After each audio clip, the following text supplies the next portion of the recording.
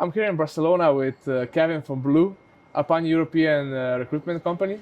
And thank you for coming to this conversation. Thank you for inviting me to talk about this fascinating topic, which is Europe. Nice, nice, nice. So we're both kind of the same sector, let's say in the pan-European sector. We're trying to think of ways to, let's say, help Europe unite in many ways and create a single market. And right now is the zeitgeist for this. So the first question for me would be like, why do we need a pan-European recruitment company in the first place? Well, it's you mentioned it already. It's actually, I think, the human layer, the talent layer for the Europe to be more unified, more connected. When I believe companies for decades have been, depending a lot on their local talent pools, attracting talents from their own city, their own country maximum, even having external recruiters helping them doing the same. We aim to actually give access to our clients to a broader pool of talent, which is the European pool, and to be able to attract people all over the continent and bring the best together to actually build great European companies and be able to compete globally. Perfect, perfect. But also, like, I feel like in this time, the zeitgeist called for this type of company because Europe is trying to integrate more, and just the geopolitical circumstances pushing us towards like thinking more pan-European. What is like? Does your mission play into this, or how do you feel about it? Yeah, I feel first, personal also willingness to be part of this new phase.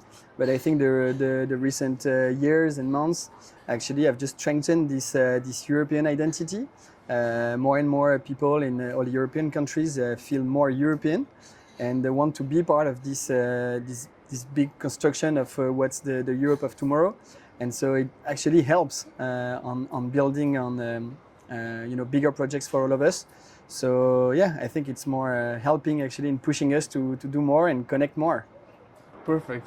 I think you touched on the topic of European identity, and in one of your recent posts, you actually mentioned the Erasmus generation, which I feel like I'm part of it. I don't know if you also consider yourself. Yeah, completely. Of course, yeah. So we are this Erasmus generation. We grew up with the European idea, right? From the get-go, right? It was also a national idea, but we grew up with the European idea as well. How does that, like this Erasmus generation, play into right now into your let's say thinking about recruitment and stuff? Is this generation more willing to work abroad in Europe, and how does this help your company?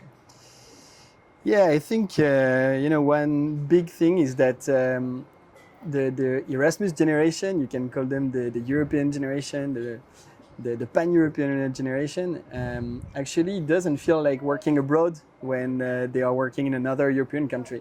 And I think that's the big difference. They actually see Europe as one unique market, one unique space for them for career growth opportunities. And they belong as strong as their destination country in Europe as their home country, which is the case for me. I understand that based on your experience that it's been the same. So that's the big difference. And what's interesting is that this new generation that has experienced the Erasmus program, who have studied in other European countries, who had experiences abroad, are actually willing to also bring this into their professional adventures. And they are now coming to the decision-making positions, which creates a structural shift to the way companies are growing, typically in terms of talent. And that's a big opportunity for Europe to actually stand out. Yeah, and it came at the right time, this whole shift, right? At the perfect time for us to do this. And on this topic, I would like to ask you, so comparing pan-European recruitment to other models, right? To, for example, the national recruitment, or let's say the global one, or even the US one, how does pan-European recruitment differ? Well, so first of all, we have one big richness in Europe, which for a lot of time has been also a bit of a frontier, which are the many languages that we all speak. So it's very rich as most of us Europeans and from our generations, we actually speak various languages, at least our home one and English, and a lot of time actually a third one. Also, I know it's your case. And so that's a big difference. So you need to actually be able to understand the local culture, speak the local language, but also have this international and pan-European mindset and this openness of mind to be able to play global, as we say. So that's a big difference in our approach. So basically, the European talent that we have in the pool, they really count on us to be able to bring them the best opportunities in each of the European hubs, and to be able to filter them for being a great next step for them. And it's actually the same for our clients that don't really know how to assess talents from other countries in Europe, because you cannot apply the same pattern as the one you have at your home country, and to attract the best to their own business. So that's this different approach to be able to be good locally and also have this international mindset. What are like the biggest advantages? So European talent pool, I guess, is different from the talent pool in the US, and the difference comes from the fact that we are a lot more heterogeneous, right? We are very diverse as okay. Well, that's exactly it. So typically speaking different languages, having experience in different countries in Europe, just traveling 2 hours, you came this week to Barcelona with a very short flight. You're already experiencing a whole different culture, right? Yeah. And so this actually feeds a lot our openness of mind, to explore different ways of thinking. And you see this a lot in the European talent. This ability to think differently, to be very creative, and not being fully only executing simple tasks. So that brings a lot. Yeah.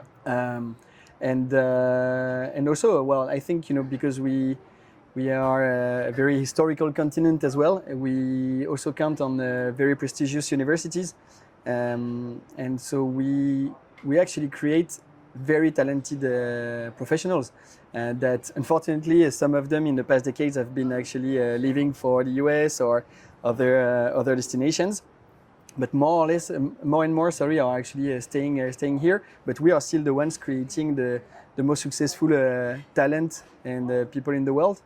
So that's a pretty big asset. So yeah, I think that's the big advantage we have. So it's all about now retaining this talent. But you mentioned that actually now, I think it was last month, it's the first time in decades that we had more people coming from the US to Europe. I mean, more professionals coming from US to Europe than the opposite. So it's for obvious geopolitical questions or just political questions. But that's an interesting topic that we can also explore, actually. Yeah, it's a perfect pathway to what I wanted to ask after this, right? So, right now, currently, the dominant narrative is, the American dream, right? We have to hustle, we have to grind, and we have to be successful and become billionaires.